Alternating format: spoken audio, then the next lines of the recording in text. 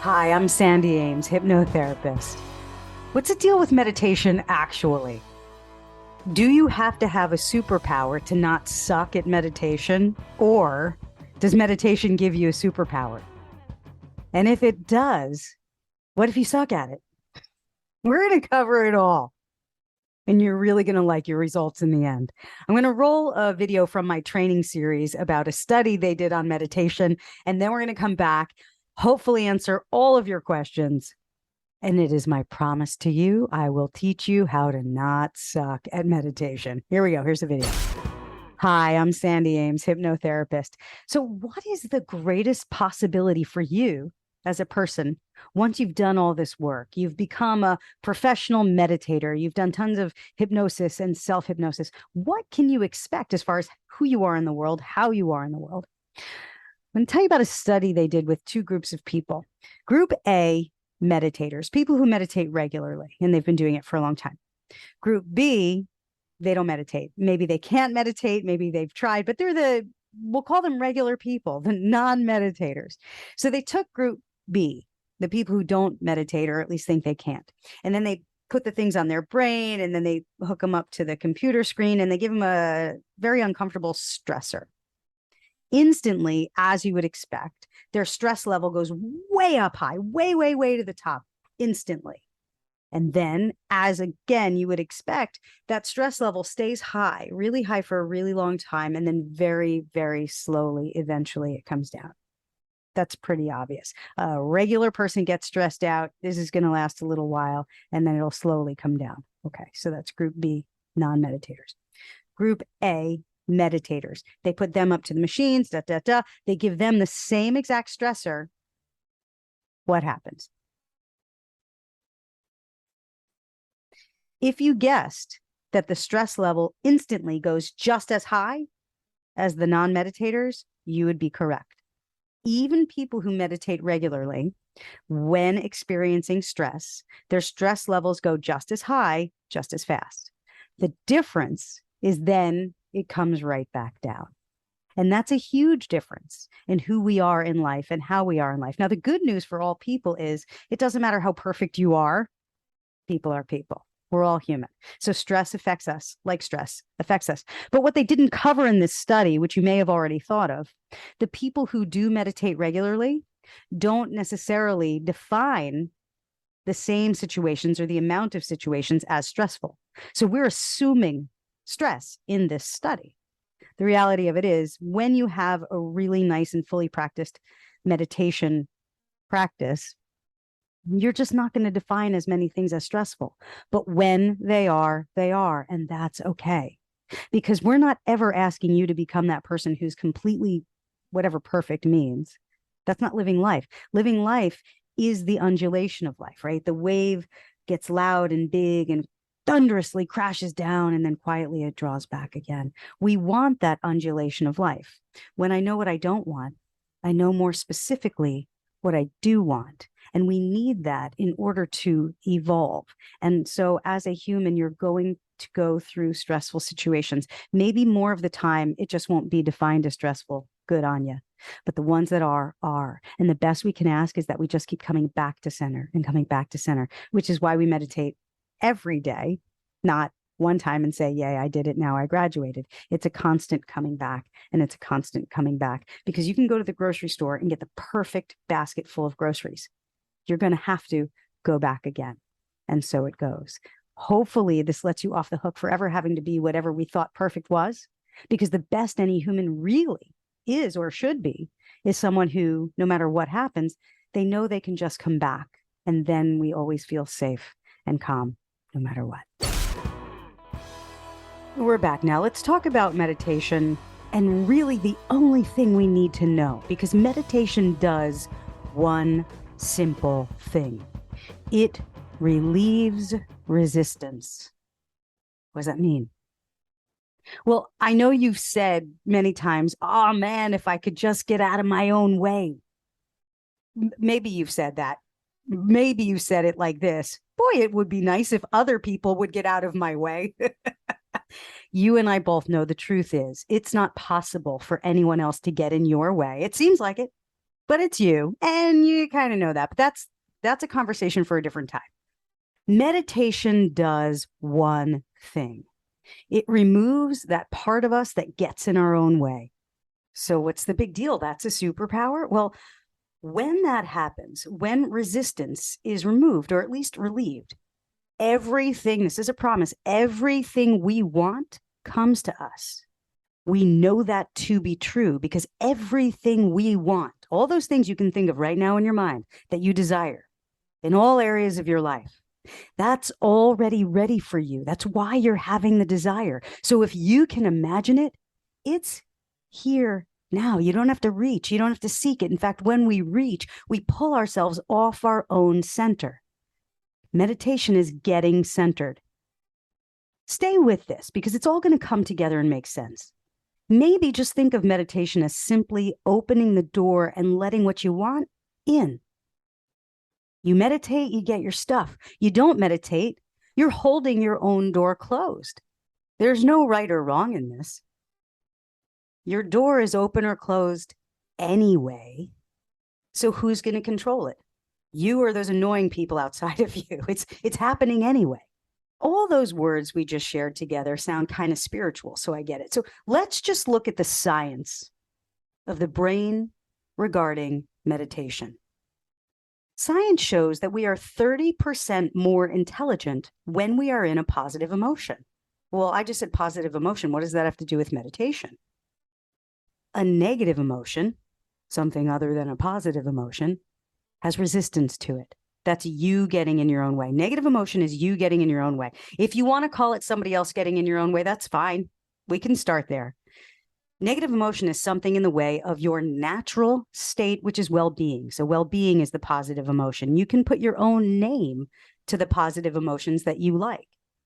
Happiness, joy. It doesn't even have to be that big. Contentment, or just ease or relief or release. That's fine.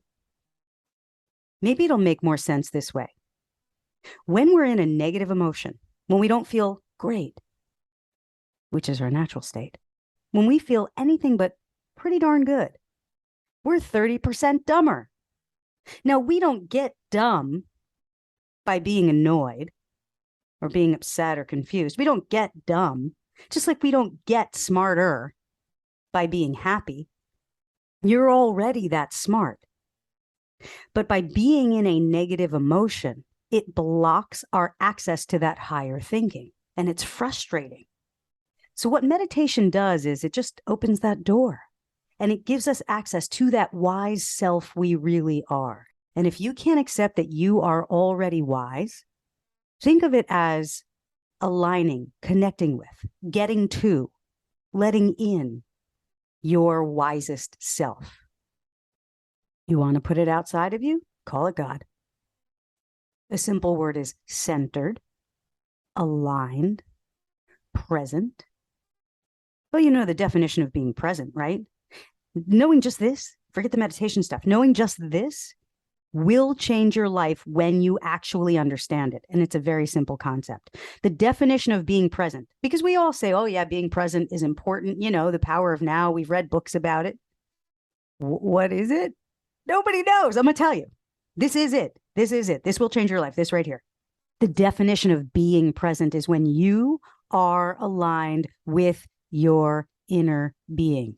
That comes straight from Abraham Hicks. When you are aligned with your inner being, it means being centered. Okay, so if I tell you this backwards, you're going to understand it a whole lot better.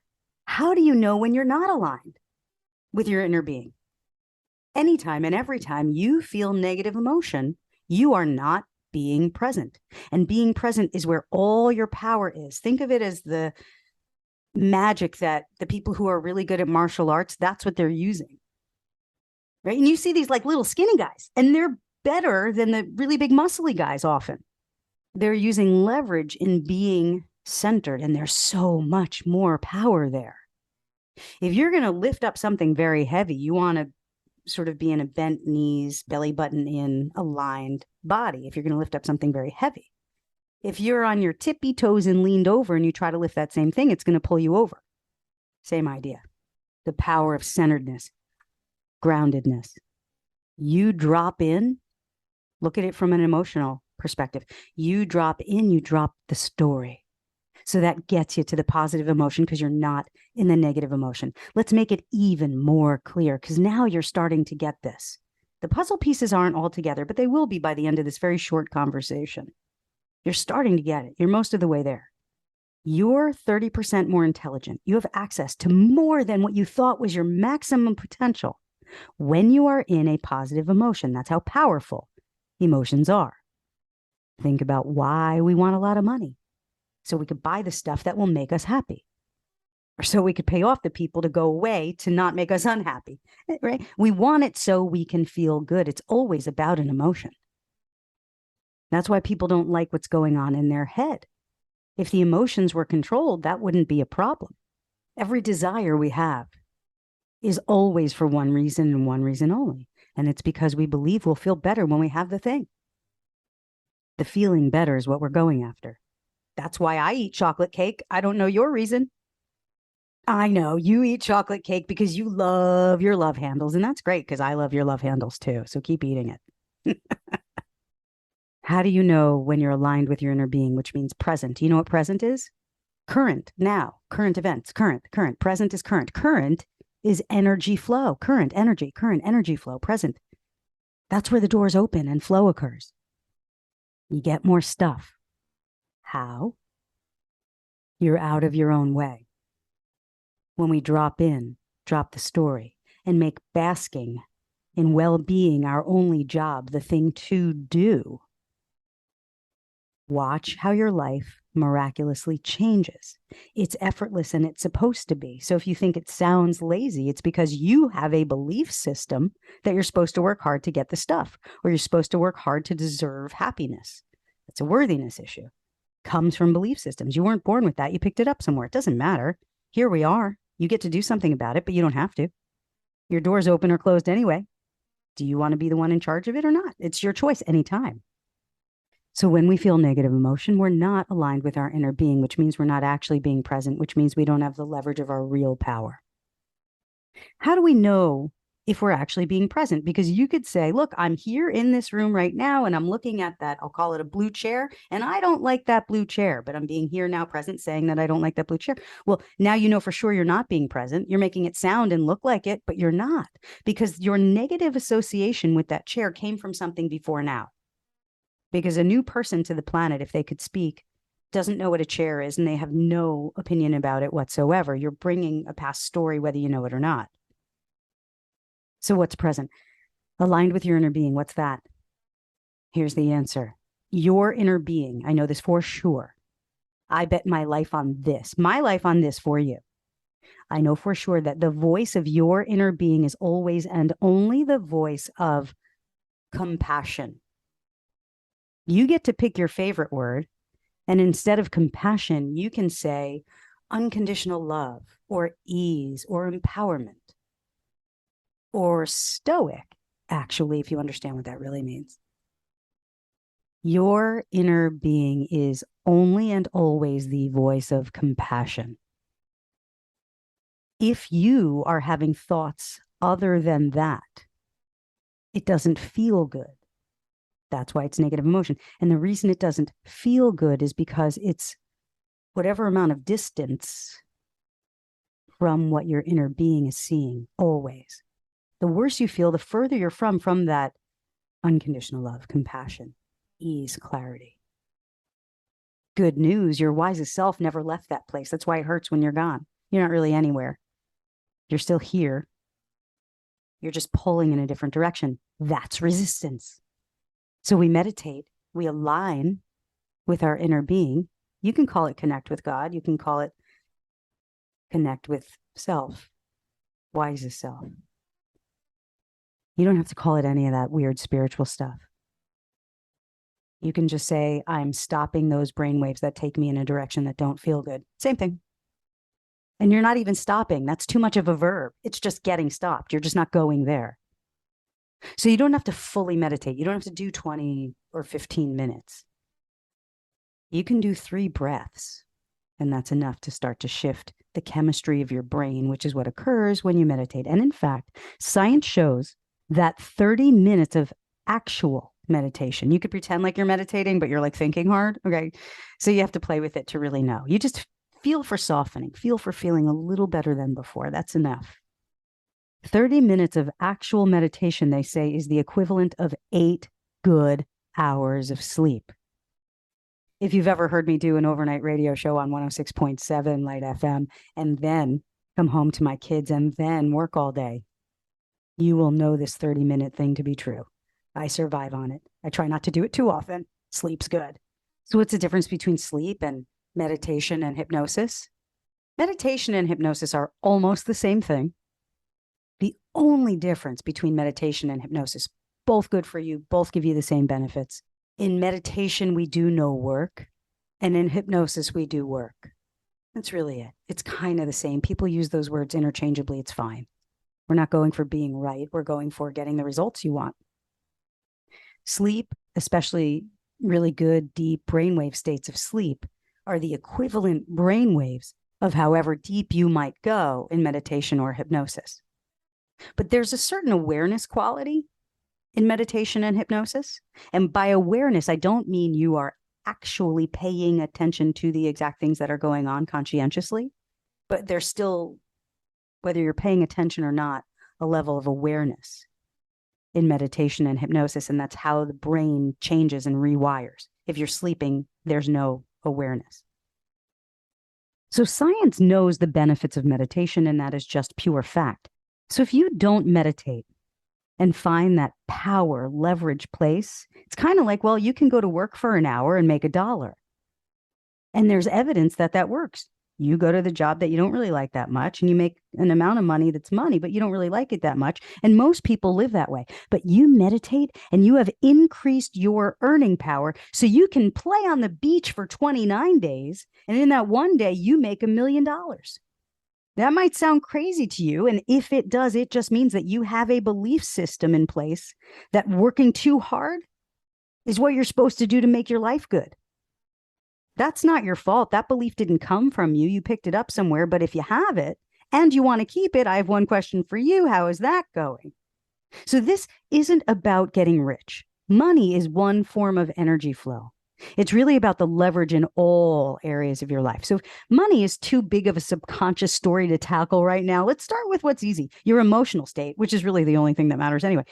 The irony is that when you meditate and actually just get happy, money flows. Let's make it simpler. Meditate in the morning, you set your vibration higher, right? Your vibrational bar, you set it higher for the day. Then you get out there. And all that lower vibrational stuff and those lower vibrational people, they can't get to you. You're not going to be fooled by them. If they're bothering you, you're fooled by them. Now, I know this seems like magic, but you walk out and you're lighter and you're higher and you're freer when you've meditated. And you're not taken down by other people. And your clarity makes it easy to get more done in less time, leverage, more efficiency, leverage. Now, I had a client who was studying for some doctor stuff. Totally stressed out, had a panic attack, missed 2 days of what she'd planned to study. And then she told me she was at such a breaking point that she nearly quit. And she said, you know what? I can't function. So let me just put on that morning meditation MP3 that I downloaded from your website, Sandy. She said she listened. It was 18 minutes. Straight from there, she went to her studying. She had missed 2 days. She said, Sandy, 1 hour of study. I missed 2 days, 1 hour of study.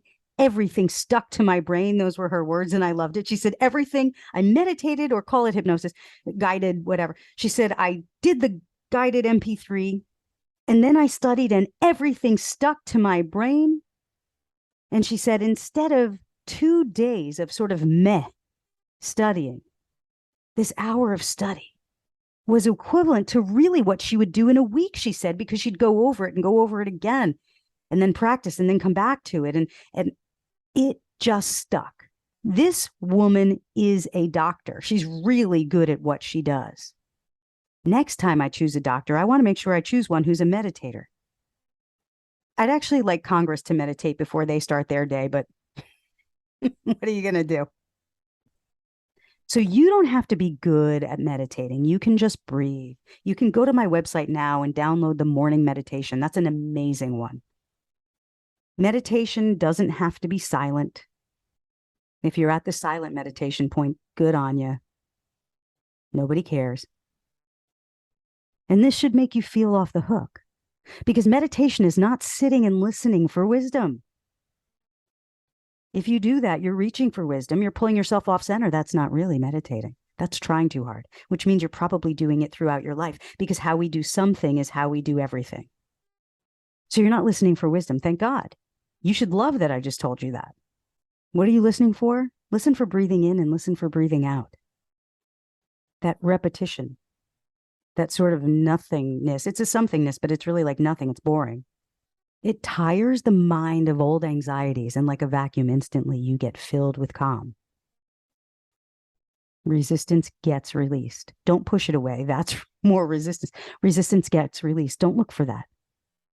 Just breathe in and breathe out. Notice the difference between your inhales and exhales. Everything we want flows to us. That is how we get stuff. Being a genius is not following a formula. Being a genius is being present. And then everything flows. Meditation frees you from negative emotion because you get aligned. If you find yourself saying, I don't have time to meditate, check your life. Is it just the way you want it? Then you don't have time to not meditate. You can do 3 breaths. You can do 3 minutes. You can be in the middle of a business meeting and excuse yourself for 3 minutes to go to the bathroom. Here's a quote I just wrote, and it's my favorite quote I've ever written. It unfolds when you do. Go have fun with this. And the moment it doesn't feel good, pause. You're done. Come back tomorrow. Go on. You got this.